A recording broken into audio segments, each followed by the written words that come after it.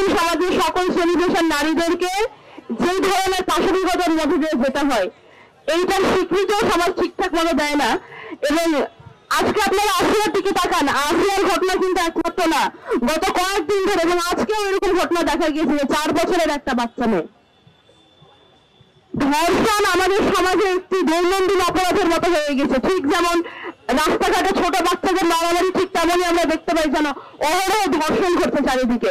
নারীর প্রতি সহিংসতা এমন চূড়ান্ত রূপে চলে গিয়েছে যে বর্তমানে নারীর নাগরিক মর্যাদা, নারীর আত্মমর্যাদা এবং তার সামাজিক স্বীকৃতি প্রশ্নবিদ্ধ।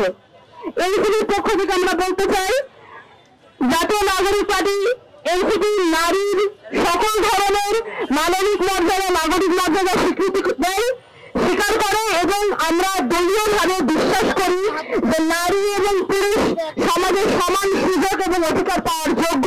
আর একই সাথে সামনে তুলে জননিরাপত্তা, নাগরিক নিরাপত্তা, নাগরিক মর্যাদা এবং নাগরিকের অধিকার নিয়ে এনসিপি কাজ করে যাবে। সামনের বাংলাদেশে শুধু আসিয়াই নয়, এর আগে তনু, নুসরাত থেকে শুরু করে যতজন বেগমগঞ্জের সেই গৃহিণীর কথা আমার মনে পড়ে আজকে এখানে দাঁড়িয়ে, যারা যারা যখন সহিংসতার শিকার হয়েছেন এই সমাজে, এনসিপি ভবিষ্যতে তাদের সকলের বিচারের জন্য দাবি রাখবে।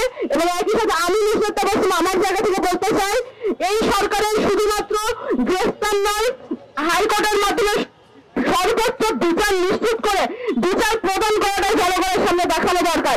যতক্ষণ না অন্য অপরাধ মানসিকতার মানুষজন আরেকটি অপরাধীর শাস্তি হতে দেখবে, ততক্ষণ পর্যন্ত তারা লাইফ পেতেই থাকবে। তারা ভাববে গ্রেফতারি তো শুধু হবে, তারপরে তো জামিন নিয়ে বের হয়ে আসবো, এর বেশি কি বা হবে। অপরাধ কমানোর জন্য অপরাধীর বিচার নিশ্চিত হওয়াটা এই সমাজে খুবই জরুরি। আজকে আমি এখান থেকে জানাতে চাই, আগামী বাংলাদেশের নারীর নিরাপত্তা নিশ্চিত করাই হবে আমাদের অন্যতম মূল লক্ষ্য।